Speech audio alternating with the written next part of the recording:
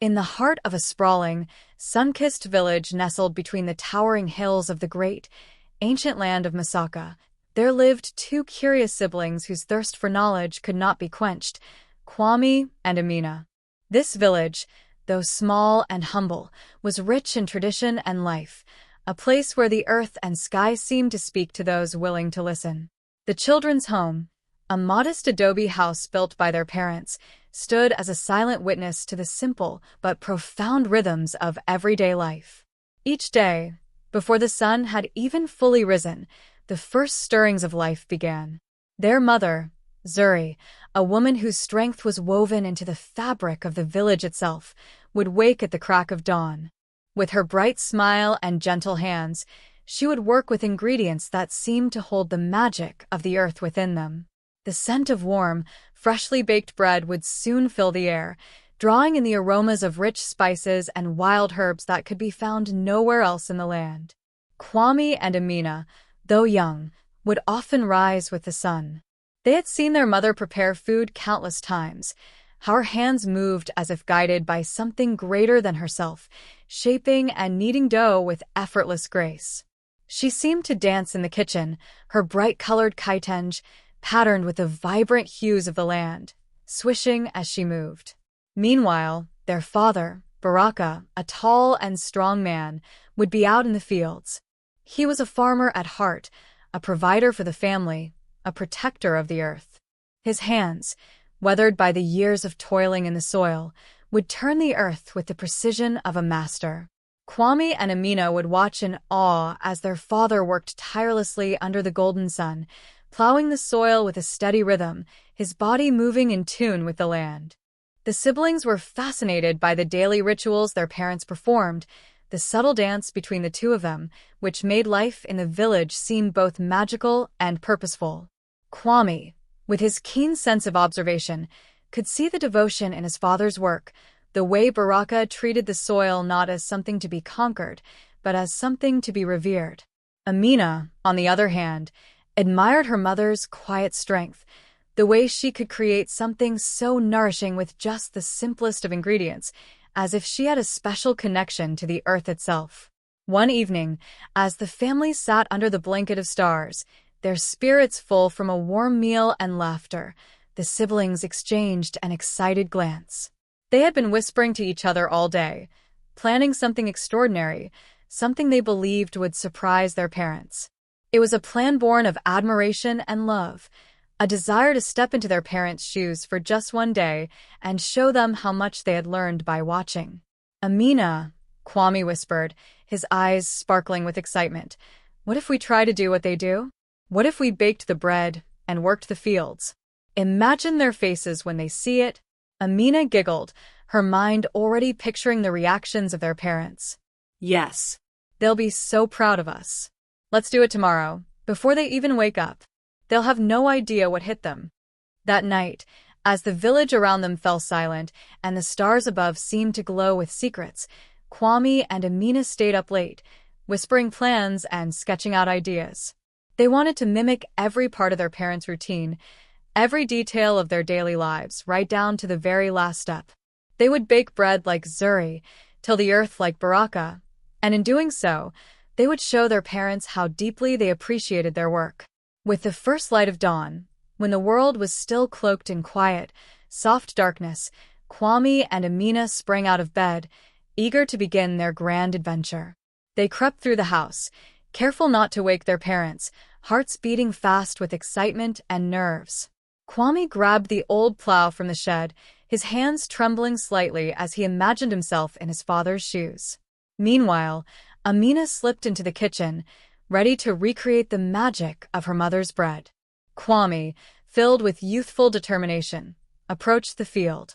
He placed his hands on the plow and tried to mimic his father's graceful movements. But the plow was heavy, far heavier than he had imagined, and the soil, well, it was not as easy to till as he thought. With each effort, the plow seemed to dig deeper into the earth, resisting him with every turn. His arms began to ache, and his frustration grew as the soil refused to cooperate. In the kitchen, Amina was having her own struggles. She poured the flour into the bowl, trying to recall the rhythmic movements her mother had demonstrated so many times. But the dough wasn't coming together as it should. It was sticky, messy, and nothing like the soft, pliable dough her mother always worked.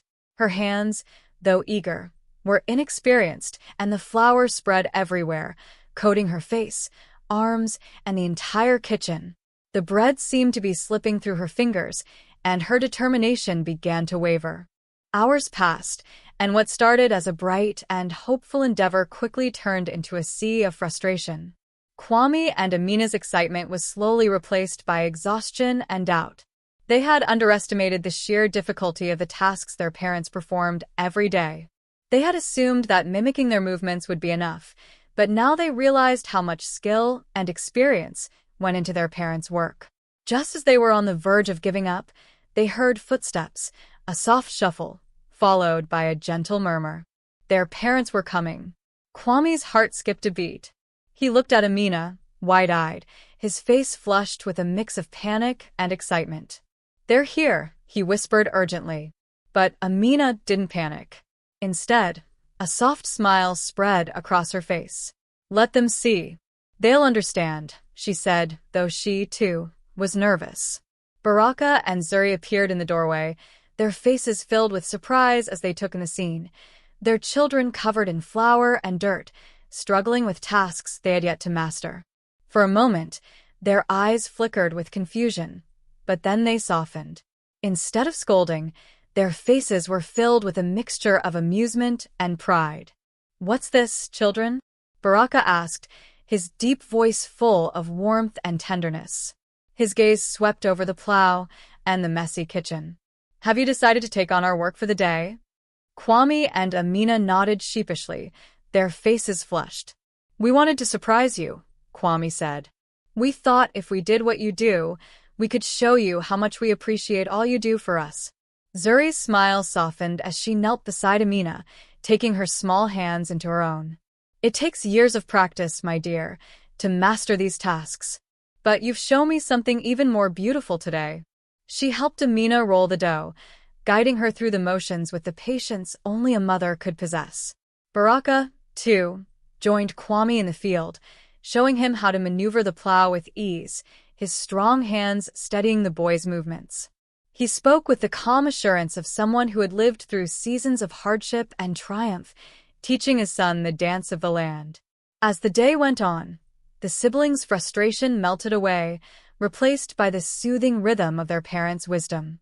The tasks they had once thought impossible became a lesson in perseverance and humility. Slowly but surely, the bread began to take shape, and the field was transformed into a plowed canvas, ready for planting. By the afternoon, the family's collective efforts had borne fruit. The bread, golden and warm, sat proudly on the table, its scent rich and inviting. The field, once stubborn and unyielding, was now ready for the next step of the farming cycle. That evening, as the family gathered around the fire, the flickering flames seemed to echo the warmth of their hearts. Kwame and Amina shared their reflections on the day's events, expressing their gratitude for their parents' guidance and patience. In return, Baraka and Zuri shared stories from their own childhoods, of lessons learned from their elders, of moments when they, too, had struggled and been shown the way. The night was filled with laughter, love, and wisdom, a testament to the strength of family and the power of learning from one another. As the stars above twinkled like distant beacons, Kwame and Amina felt a sense of contentment in their hearts, knowing that their bond with their parents had deepened in ways they never could have imagined. And as they lay in bed that night, the soft hum of the village outside and the warmth of their family within, they knew one thing for certain. They had learned that true strength was not found in perfection, but in the courage to try, to fail, and to learn. The love and unity of their family had transformed the day's challenges into a memory they would carry with them forever.